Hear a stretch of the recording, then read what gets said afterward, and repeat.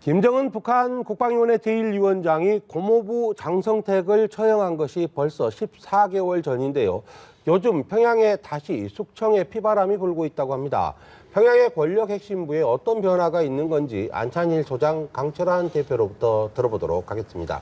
어서 오십시오. 안녕하십니까? 예. 안녕하십니까? 먼저 지금 최근 보도 나온 걸 보면 김정은의 측근으로 분류됐던 마원춘과 변인선 이 두 사람을 숙청했다고 그래요. 원래 이 사람들이 얼마나 가까운 측근이었습니까? 마원춘은 2013년 예. 11월 네. 소위 이제 장성택을 숙청하기 직전에 삼지연에 갔던 삼지연 8인방 중에 한 명입니다. 네. 예. 그리고 그동안 이제 김정은과 이 수행 빈도가 그야말로 제일 높았던 사람 중에 한 사람으로서 국방위원회 설계국장, 이제 육군 중장 군복을 입었습니다만은 저 사람은 원래 이제 민간인 출신이죠. 네. 건설대학을 나온 일종의 테크노크래시인데 어떻게 이제 김정은에게 접근하다 보니까 국방위 설계국장으로서 사실상 장성택 숙청 이후에 그 말하자면 군에서 당으로 옮겨지는 자금들을 관리하면서 그걸 건설 분야에 투입하는 네. 이런 아주 핵심적인 역할을 해왔기 때문에 많은 돈을 만지다 보니까 역시 북한에서는 돈을 많이 만지거나 권력이 좀 집중되면 최고 통치권자가 아닌 경우는 대단히 위험합니다. 예. 언제 이제 목숨이 날아날지 모르는 그런 상황이었는데 이번에 숙청된 것을 보면은 아마 그 당 조직 지도부 제1부부장 조현준이나 김여정의 뭔가 그 마음에 맞지 않고 네. 틀어져서 숙청되지 않았나 보여집니다. 어떤 자금 관리와도 관련이 있을 것이다. 그런 것 같습니다. 예. 그러면 또 한 사람 변인선. 변인선은 어떤 사람입니까? 그러니까 변인선은 이제 그 리영호 인민군 총참모장. 네. 그러니까 원래 인민군 작전 라인의 핵심 그 군인이었죠. 네. 그래서 아마 그 리영호가 숙청이 될 때 리영호 총참모장과 작전국장이 숙청이 됐는데 네. 변인선은 이제 아까운 인재다. 뭐 이런 이제 인식이 있어서 네. 아마 김정은에 의해서 숙청이 안 됐는데 아마 변인선이 숙청된 것은 황병소와의 마찰이 큽니다. 예. 왜냐하면 과거에 정치국장이요. 예예. 네. 과거에도 이제 그 오공열 그 작전국장이 있을 때 네. 김일성에게 이런 보고를 했습니다. 인민군 정치 군인들이 너무 이제 설치게 되면 그 인민군의 정치 그 군사 능력이 떨어지기 때문에 네. 좀 자제해야 된다. 예. 이런 발언을 했다가 총정치국을 겨냥한 얘기네요. 예, 그러니까 이런 말 때문에 김일성부터 굉장히 그 욕을 먹었는데 네.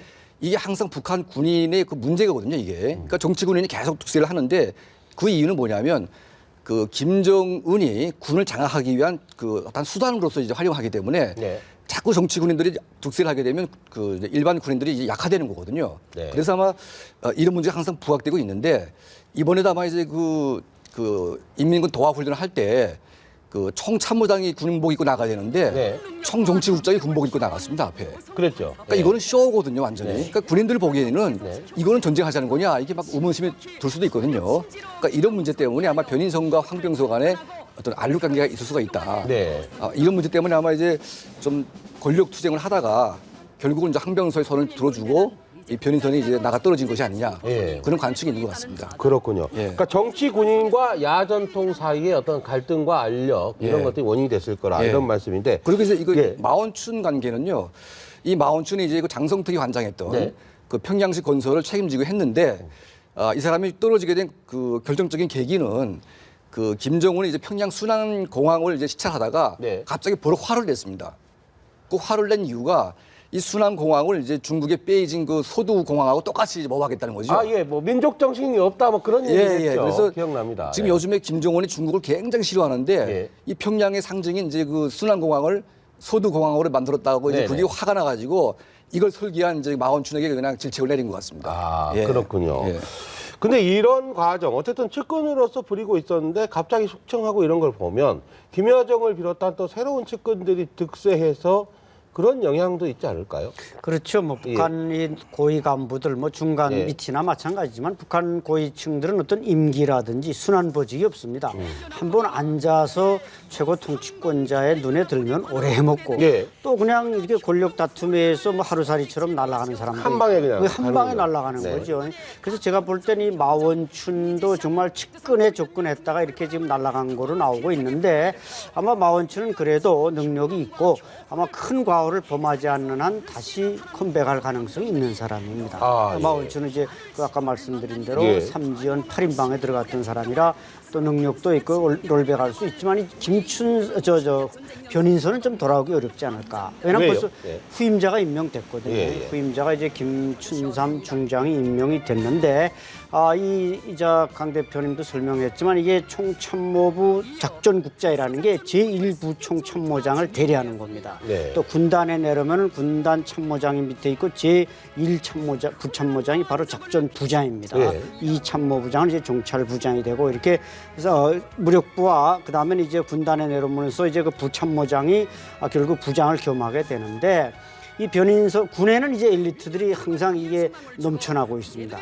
순환 보직도 없고 정년도 없고 그렇기 때문에 넘쳐나서 이제 그 변인선은 또 원래 이 사람이 이제 과거 이제 이명수나 뭐 이런 사람에 비해서 작전국장 선대 작전국장에 비해서 좀 이렇게 좀 어벙한 사람입니다. 네. 어벙한데 그냥 또 군인 중에는 다 똑똑한 사람보다는 좀 어벙한 사람도 있어야지 다 똑똑하면 그게 또 더 권력 투쟁이 심하거든요. 그래서 노동당에서 간혹은 좀 포스트 중에도 그 어벙한 사람들 이렇게 임명하는데 변인선이 바로 그 사람 중에 한 사람이었습니다. 지금 화면에 나오는 예, 저 사람인데 사람이죠. 예. 저 사람 이제 그 작전 사군단장 네. 사군단장을 하다 올라가는데 이게 사군단이 전선에 있는 1군단, 5군단, 2군단에 비해서 서해안을 방어하는데 사실은 규모가 작다가 네. NLL 문제가 부각되면서 사군단장이 격상되고 김기옥식도 마찬가지 아닙니까? 네네. 그래서 뭐 어떻게 보면 좀 농담입니다만은 연평도 포격 또 천안함 격침 이런 우리에 대해서 도발을 많이 하다 보니까 이게 김기옥식도 날아가고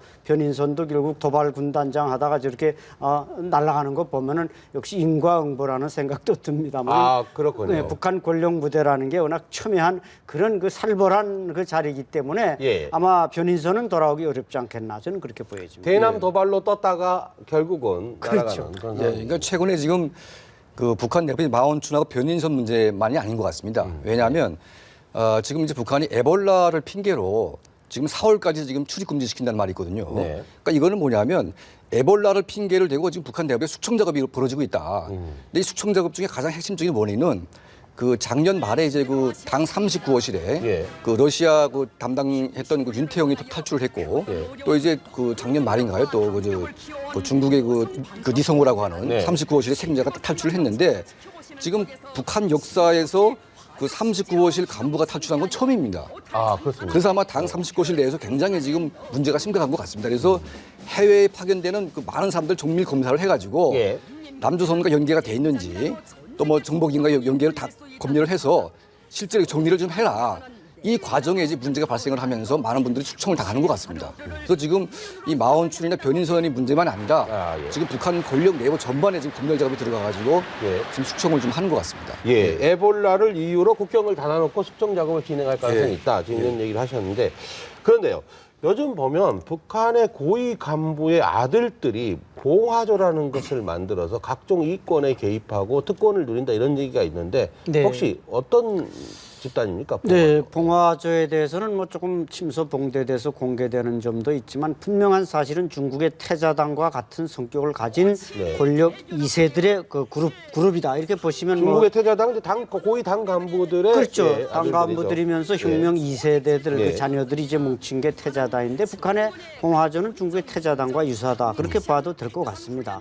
왜냐하면 이제 여기에 오경렬의 아들, 지금 국방위 부위원장인 오경렬의 아들, 또 현재 국가안전보위부장 우리 예. 국정원과 같은 김원홍의 아들 김철, 뭐 주로 이런 김정은의 형 뭐 김정철. 그래서 뭐 1, 2년 전에는 원래 봉화조의 책임자는 오경렬이 아들이었는데 나이가 좀 많고 예. 아버지 백으로. 근데 그 후에 이제 뭐 김정철, 즉 김정은의 형인 김정철이가 지금 봉화조의 책임자를 하고 있고 또 한때는 이것들이 이제 그 어떤 어떤 특각을 공격해서 뭐 김정남, 예. 김정일의 맏아들을 죽이려 했다 이런 설도 들어오고 있지 않습니까? 근데 분명한 사실은 지난해 이제 조경철 인민군 보위사령관, 네.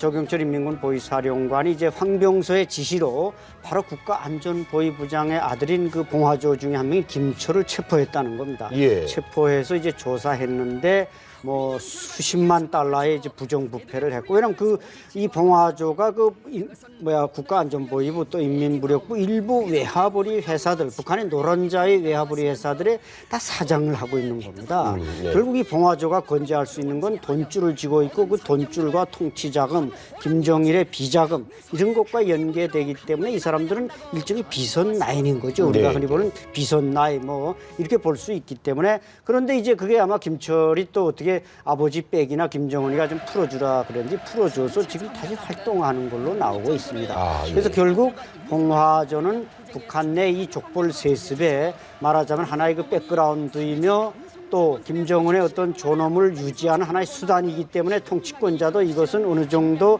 말하자면 눈 감아주고. 눈 네. 감아주고 묵인하면서 간다. 그래서 저것은 아주 필요악으로 되고 있다고 볼 수 있습니다. 그렇군요. 방금 거론하신 그 김철, 김원홍 국가보위부장, 안전보위부장의 아들인데 여기는 뭐 새끼 보위부장 뭐 이런 얘기도 있다면서요? 그러니까 그런 말 나올 수가 있죠. 예. 그러니까 지금 이제 북한의 권력 핵심 4인방이 있는데 예. 조현준 조직부 부부장, 예. 그리고 이제 뭐 황병서, 예. 또 최룡해, 예. 뭐 이런 이제 저 김원홍, 이 국가안전보위부나 이제 뭐 당 비서를 맡고 있는데 이 4인방의 아들들이 지금 좀 날뛰고 있는 것 같아요 보니까. 예. 특히 이제 그 김원홍의 아들. 예. 그러니까 국가안전보위부라는 것은 이제 김정은 시대에 들어서면서 더 막강한 권력을 쥐게 됐습니다. 그리고 최근에 그 인민군 보위사령부가 거의 보위국으로 격화가 되면서 우리로 따지면 국정원이죠, 국정원. 예, 그렇습니다. 예, 그래서 그 인민군 보위부까지 지금 보위부가 지금 관장을 하다 보니까 엄청난 권력을 줬거든요. 그러니까 지금 보위부장의 아들이기 때문에 마음대로 하는 거죠. 그래서 아마 이제 김정은의 아마 우중이 있는지 모르겠지만 그 황병서를 부추겨가지고 이제 그 김원홍의 아들을 체포를 한 것 같습니다. 예. 아까 말씀하셨다시피. 근데 다시 풀려난 거는 이 뭐냐면 김원홍을 건드리기가 좀 쉽지 않게 됐다. 예, 그러니까 이제 김원홍이 약간 배짱도 있고 상당히 좀 완력이 있는 사람이라서 네. 잘못 건드릴 경우에 이제 그 국가안전보위부가 돌아설 수가 있다. 네. 이런 문제가 있는데 이 과거에 그 유경 국가안전보위부 처형을 한 이후에 소위 그 유경이 이제 그 국가안전보위부를 장악을 하면서 엄청난 파워를 누렸는데 네. 그 라인들이 쑥대밭이 됐거든요. 그래서 아마 그 전례가 있기 때문에 네. 지금 이제 불안한 이 시점에서 국가안전보위부를 건드리는 것은 문제가 생긴다. 그래가지고 이제 김원홍이 도둑질을 하면서 그 아들이 판을 치는 것 같습니다. 네. 그래서 막 김원홍의 아들 중심으로 최령의 아들 뭐 이런 아들이 지금 소위 그 김씨 패밀리와 같이 어울리면서 지금 북한의 모든 이권을 거머쥐고 네. 진짜 부와 향락을 지금 누리면서 아마 김정은 못지않은 그런 향락을 누리고 있지 않을까. 예. 저는 그런 생각을 해보게 됩니다. 근데 이제 예. 김원홍의 아들 별명이 청봉은행이라고도 하는데 그건 무슨 얘기입니까? 청봉은행이라는 게 제가 정확한 저 용어 해설을 이렇게 예. 북한식으로 해석해 보지 못했는데 아마 저것이 이제 청봉미령이라는 그런 그 백두산 밑에 그 미령이 있는데 그 이름을 따서 청봉은행이라고 불렀는지 또 다른 뜻으로 붙였는지는 모르겠지만 현금을 그만큼 많이 만진다. 뭐 그렇죠. 그런 모든 뜻일까요? 말하자면 백두산 줄기 그 2세 예. 백두산 혈통의 돈이 다 김원홍 아들 아. 김철의 손아귀에 있다. 예. 그만큼 이제 그 김철이가 가진 외화벌이 회사가 북한의 그 특권 기관이 가진 외화벌이 회사 중에서는 제일 노란자로 네네네. 알고 있습니다. 그러니까 거기서 이제 돈이 많이 나오고 그 돈만 풀면은 누구도 움직일 수 있다는 것이죠. 그래서 김원홍이 권력이라는 것은 우리 아까 강 대표님도 설명했지만 원래 국가안전보위부장을 1대, 2대까지 김병화 그다음에 이진수 이후에는 너무 저 자리가 세기 때문에 1부부장 체제로 유지돼 왔습니다. 예. 그러다 이제 김정일이 사망한 이후에 우동측 1부부장이 날아가면서 한 20년 만에 김원호이가 다시 국가안전보위부장 임명된 겁니다. 그러다 보니까 저기에 권력이 집중되고 김정은 밑에서 아마 제일 권력이 센 사람은 김원홍이다 이렇게 봐야 할 겁니다. 그렇군요. 우리식으로 하면 뭐 명동 사채왕 뭐 이 정도로 할 수 있겠나 이런 생각도 듭니다. 근데 최근에 이제 북한의 사회에 여러 가지 변화가 있는데 방송 쪽에도 좀 변화가 있는 것 같습니다. 예. 젊은 신세대 아나운서들이 많이 등장하는 것 같아요. 예, 그렇습니다. 지금 그러니까 우리나라의 제일 유명한 사람은 이춘희 아나운서 아닙니까? 예, 그렇습니다. 그러니까 아마 이춘희 같은 경우는 이제 아버지 김일성 때 발탁이 돼가지고 네. 김정일 때 쭉 이제 부귀영화를 누려온 아나운서죠. 네. 그러니까 북한에서 아나운서라는 것은 그러니까 우리 기준이랑도 다른 것 같습니다. 그러니까 첫째는 뭐냐면 출신 배경. 그러니까 이제 그 사람의 사상을 입증하는 것은 출신 배경이 첫째이기 때문에 네. 그 배경이 좋아야 되고 또 사상이 좋아야 되고 그 다음에 이제 실력인데 예. 그러니까 우리가 말하는 실력은 다른 차이가 있습니다. 그러니까 이제 소위 김일성, 김정일, 이제 그 김정은의 어떤 그 관한 것들을 어떤 감정을 가지고 어떻게 소화할 수 있냐. 네. 이 능력을 이제 보는 것 같거든요. 아, 그래서 예. 아마 그 김일성이 사망했을 때 울지 않고 보도했던 그 이상벽이라는 사람, 이 사람이 날아간 전력이 있듯이 뭔가 김일성 그 김씨 일가를 표현할 때 어떤 감정을 가지느냐. 여기에 판가름이 나는 것 같아요. 그렇군요. 예, 그리고 이제 최근에 김정은 같은 경우는 아버지 시대의 유머를 약간 정리를 하는 차원에서 네. 소위 그 조선중앙 TV 방송에 그 오래된 사람들 다 내몰고 새로운 신세대로 다 바꾸는 것 같습니다. 스튜디오도 많이 예. 바뀐 것 같아요. 지금 화면 보고 계시지만 이전하고 좀 많이 달라진 것 예, 같아요. 그러니까 아마 지금 김정은이 그 나이 든 계층보다 그 자기 또래 젊은 청년들을 겨냥해서 네. 이제 언론을 좀 활용하는 것 같습니다. 그렇군요. 예. 지금 또 SD 방송을 이제 끝내고 HD 방송으로 전환했다고 하지 않습니까? 네. 그것도 비용이 꽤 들 텐데 왜 김정은이 저렇게 무리해서 저런 방송 쪽을 현대화하려고 저렇게 하는 걸까요? 네, 아마 역시 이제 HD 고화질 방송을 시작했다는 네. 건 그만큼 이제 텔레비전의 비중을 높이고, 뭐 물론 진짜 말씀하신 대로 돈이 많이 들어가겠죠. 그럼에도 불구하고 지금 무리하게 일단은 자기 시대 들어와서 인민들의 뭔가 달라지고 있다, 북한의 수준이 발전하고 있다, 이런 걸 하려다 보니까 HD 방송을 할 수밖에 없었을 것 같습니다. 예. 그리고 이제 아나운서 문제도 역시 과거에는 주로 이제 오디오형이었는데 이제는 완전히 비디오형으로 얼굴도 우리처럼 이제 좀 이쁘고 젊고 신선한 이런 사람들로 자꾸 교체시키는 거 보면은 네. 역시 이것도 자기가 젊었고 김여정이 젊었고 젊은 리더 밑에 젊은 방송 선전선동 수단들도 뭔가 세대 교체를 하는 저런 모습들을 보여주기 위해서 저런 걸 강조하는 것 같습니다. 그렇군요. 과거 50 정권이 들어설 때 칼라 TV 도입된 거하고 좀 비슷하다는 그렇죠. 느낌이 드네요. 네. 오늘 말씀 여기까지 듣겠습니다. 고맙습니다. 예, 감사합니다.